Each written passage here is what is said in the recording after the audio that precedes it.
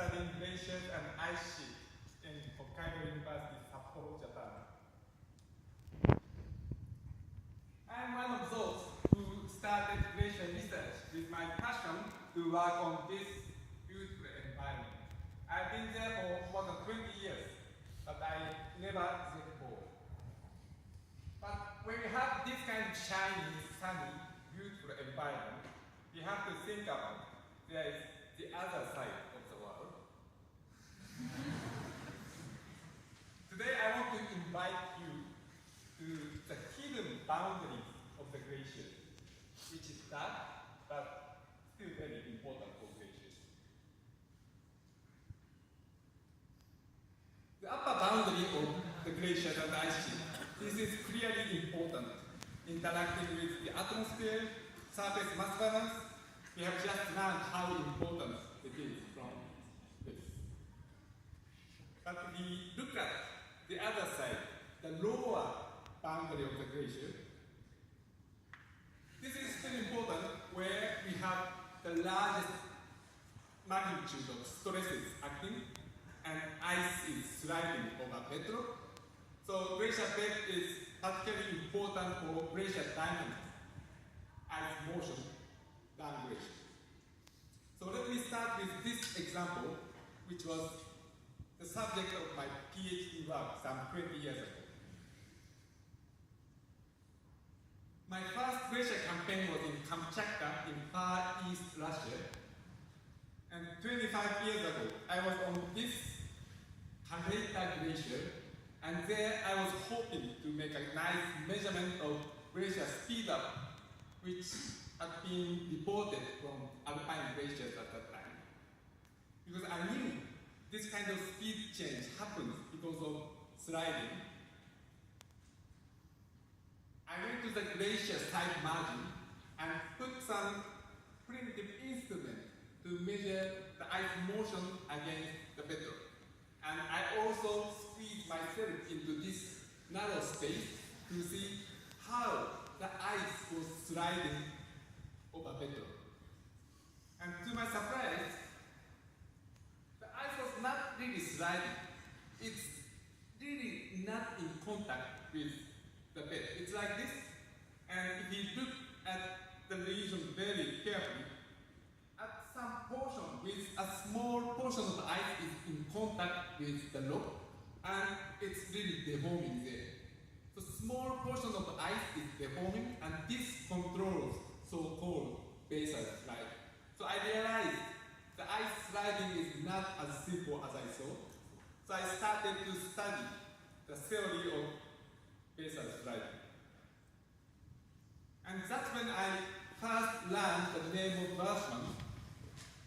2 years after this nice photograph in Venice, Johannes Weertman wrote his seminal paper on the sliding of glaciers, where he discussed the sliding velocity as a function of many different variables at the glacier base. And actually, he was not only one who studied glacier sliding at that time. Devotery, Knight, Weertman, Andrew Powell, they started to propose the conceptual models, and these papers are nicely filled with so many equations. And as a first year PhD student, I did my best. I spent a lot of time for these papers. And after 1 year, I got a little bit tired about equations and conceptual models. Then I got the chance of my second PhD campaign. It was in Switzerland.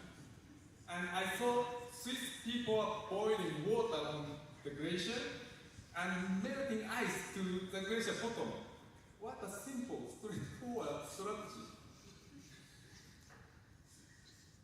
We spent nice time on the glacier, handling the hose for 5-6 hours. Then we have a nice borehole to the base of the glacier. And that is the time we start. Subglacial measurement. People bring their own instrument, very fancy instrument constructed, and of course they don't work at all. Mostly don't work. As a Japanese, I'm a bit skeptical about this kind of fancy instrument. So I kept myself very simple and reliable instrument, which was GPS. At that time, GPS was more and more available for pressure measurement, high frequency ice speed measurement, and small pressure sensor with long cable so that we can measure ice speed change when the basal water pressure was changing. So this is one example in 2001, several days in July and August. The top is water pressure, which is showing nice diurnal variations, which are generated by air temperature. And ice speed is really changing in phase with water pressure. So surface melt is draining to the base, elevating the basal water pressure, accelerating the glacier. So if we plot this ice speed as a function of pressure relative to flotation level in the borehole, you see nicely the glacier accelerates as pressure approaches to the level of flotation. So this kind of data set is very important to discuss so-called Weertman sliding law, which states the relationship of sliding speed, water pressure, and stresses acting as a base. I'm so happy about my work is somehow related to Weertman's great work, which has been done some 70 years ago. And I can tell you this 2025 is exactly 100 years since Weertman was born in the US. His birthday is in May, in 2 weeks. It means 70 years old and 100 years, so how young he was when he created this basis of basal sliding observations. Anyway, I like hot water drilling and borehole measurement. I started traveling around the world to drill boreholes, to make measurements, and realized the glaciers are so different in each place, and glacier plains are so different. For example, here in Antarctica, I went to learn Hoppe Glacier in East Antarctica. I spent 3 seasons to make boreholes very close to the glacier form. And in Antarctica, the glacier forms ice shelves. When we drill the glacier, it's not always the boundary of ice and bed. When we drill the ice shelf, we get through and we can see the boundary of ice and ocean, which is critically important for basal mass balance, basal melt and freezing, and I want to show you how it looks like. So this is the borehole camera looking upward, lowering into the borehole drilled in the ice shelf in Langhope Glacier, about 300 meters deep. And now it's getting into the subshell cavity, and this is the base of the ice shelf of 300 meters thick, looking up, and you see the ice structure that tells us how ice is melting there with heat of ocean, and white particles, they are planktons, animals, so a lot of biology is also happening in this dark environment. And we made a lot of measurements in this subshell cavity, the temperature in color scale and salinity in contact, and it tells us warm, salty water is protruding into the cavity, and it hits the ice very close to the grounding line and melts, and water goes out along the basal surface of the ice shelf. So this kind of circulation is very important for ice shelf and also the Antarctic ice shelf. And now I want to show you one more video which was taken at the bottom of this borehole, very close to the grounding line. The ice is 470 meters thick and a lot of sediment because is very close to the grounding line. And now it goes into the cavity, but the water layer is only 3 meters. And there is a border right below the borehole. And it looks, there's some vegetation on the roof. And it's always surprising how this kind of animals are living, enjoying life at a very dark and narrow and cold environment. It's interesting. Okay, now I want to take you to the other side, to the Arctic in Greenland. In Greenland, the Arctic glaciers are also ending in the ocean, but mostly they don't form ice shelf. The glaciers are grounded, and this grounded glacier front is interacting with the ocean. And this boundary is also very, very important because subglacial discharge from the glacier base, which is meltwater, so it's fresh water, less dense than seawater, it upwells and it carries heat of ocean to the glacier front, and which causes a lot of melting and also destabilize the glacier front for travel. And to study this environment, we spent 6 summer seasons at Boven Glacier in northwestern Greenland. We spent a lot of time for glacier measurement and also ocean measurement. And especially there at the glacier front, the UAV is a powerful tool to survey such unstable, dangerous environment. But here, the people somehow misunderstanding the concept of UAV. Why are you operating drone at the right front of the glacier? But anyway, the image of this drone tells us what is happening in front of the tidewater glacier. So this is Boven Glacier. The ice above the water surface is 20-30 meters, and below water it's nearly 300 meters. And you see the water is upwelling, and there the black dot is sea. And can you see white dots? These are all birds flying in this subglacial discharge upwelling fluid. If you look at it like this, it's really coming up from the glacier base. And the water is turbid, and it carries heat, but also other things for the biology. The size of the plume is about 1 kilometer, and a lot of birds are flying there. So this subglacial discharge is important not only for glaciers, but it also carries nutrients to the surface. It facilitates the phytoplankton bloom, and also carries zooplankton to the surface, and fish, and seals and birds are coming to eat them. So such a biological hotspot is everywhere, like in front of tidewater glaciers in Greenland. And that's when I started to work with the local collaborators. First, because we needed a boat for ocean weather. But soon we realized we really need their experience and knowledge for the glacier front environment. They know a lot about it. And as soon as we started work with them, we could do a lot more than before. One example is, this is an endemic animal, narwhal in the Arctic, and in northwestern Greenland, hunting narwhal is traditional activity. Narwhal is very sensitive and shy. It's very difficult to approach, so not much is known. But with these experienced hunters, we can approach the animals.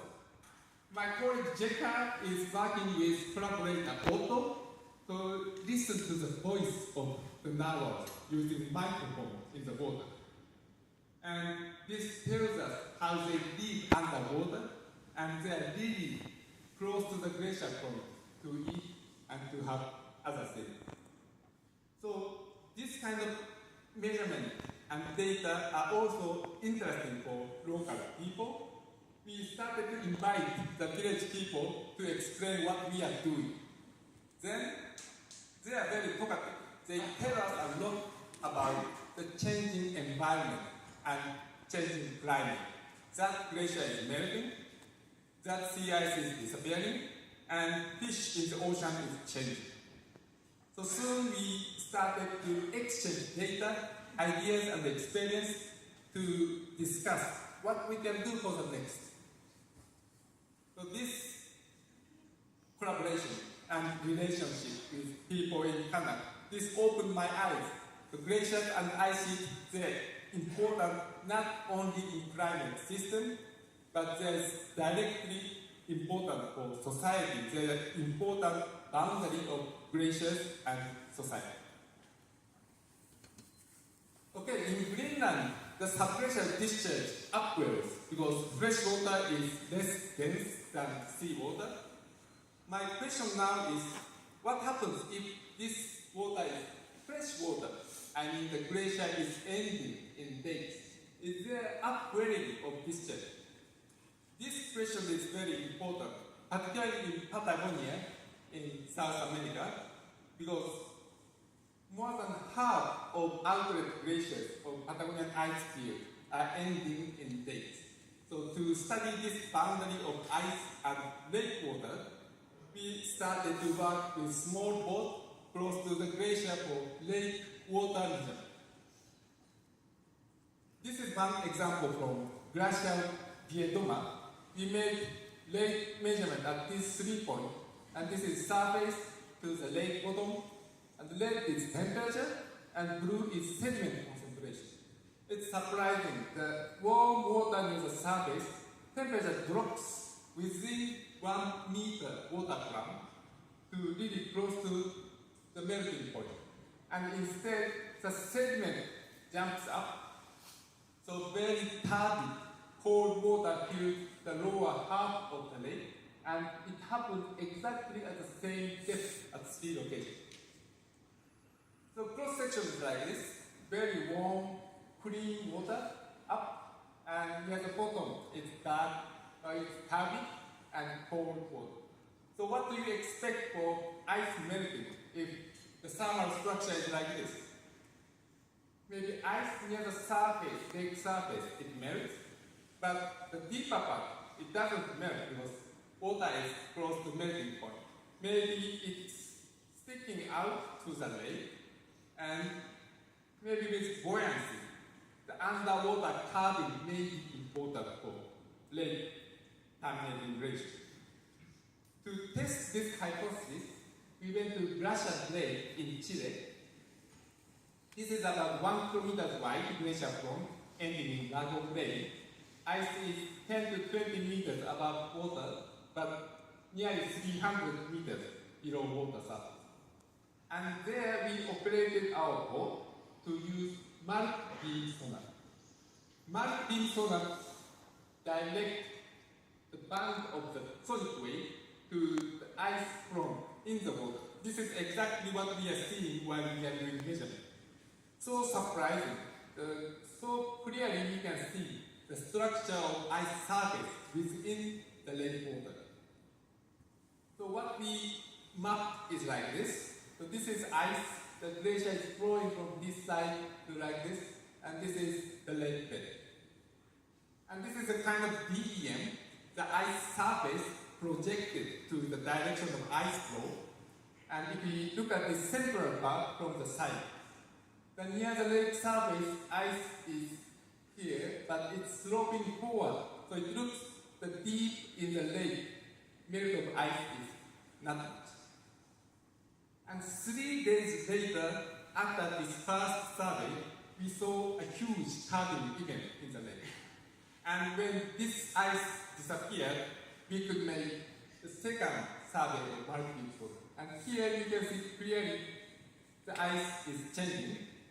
So there is a huge ice lost at the deeper part of the glacier floor. So if we can make differentiation of first survey and second survey, we can compute how much of ice disappeared by this curve.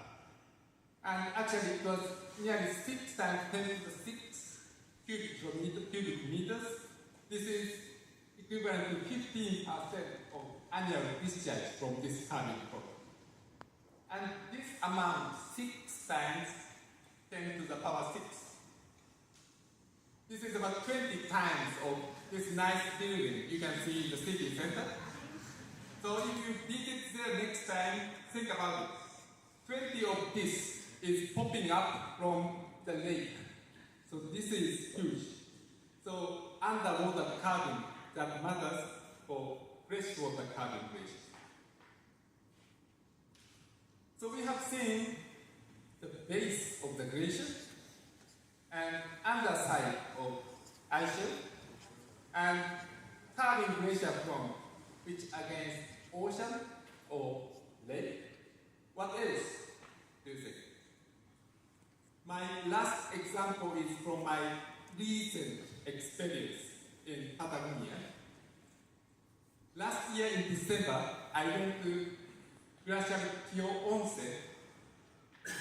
Kyoonse is the largest glacier in Patagonia, but it's not much studied because it's quite far. We spent more than 3 days with a boat through this very complicated fjord system. And the special thing of this Kyoonse is it's still advancing. Glacier got depleted in 1945, but since then, the front is advancing to the south into the ocean, to the north into the lake. What is happening there? For this southern front, the glacier front was ending in the ocean, so carbon and underwater melting. But for the recent 10-20 years, a lot of sediment is piling up, and this flow pressure moraine is now protecting the glacier from carbon and melting. And what do you think about this boundary? What do we expect at the boundary of advancing glacier and sediment? So this is a view of the glacier front. You see a lot of sediment are now appearing from the fjord.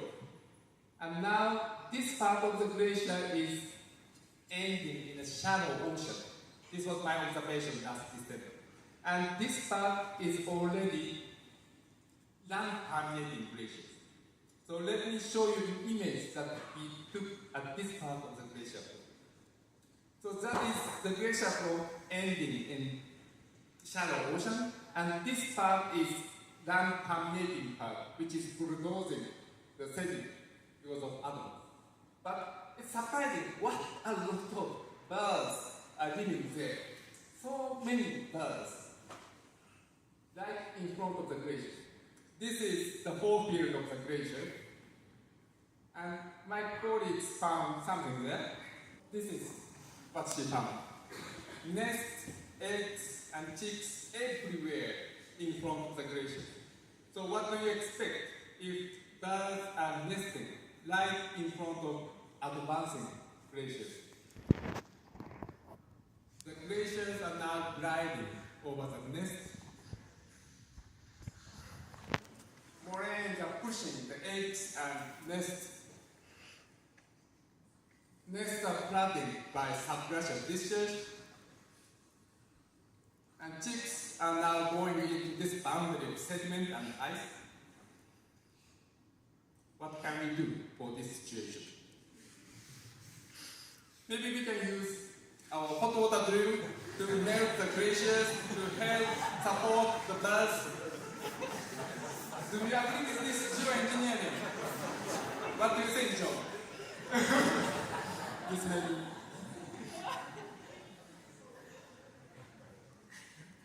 Okay. How did you find it? How did you find the other side of the glacier? I hope I can convince you the hidden side of the boundaries of glaciers. They are still important. And if you like it, you are always welcome to the dark side.